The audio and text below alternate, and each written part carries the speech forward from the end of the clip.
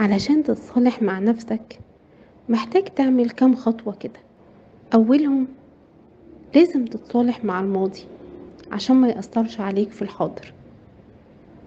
تاني حاجة، الوقت بيشفي من كل شيء. ادي لنفسك فرصة وادي لنفسك وقت انك تتعافى.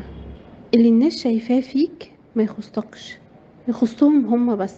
ما تقارنش حياتك بحياة حد وما تحكمش على حد.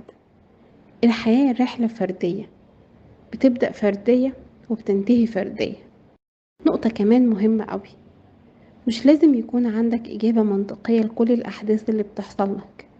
في أمور هتفهمها وأمور الأيام هتفسرها لك، وفي أمور تالتة سلم فيها أمرك لله واسكت من غير ما تدور لها على سبب. انت مسؤول عن سعادتك فقط، لازم تفهم ده.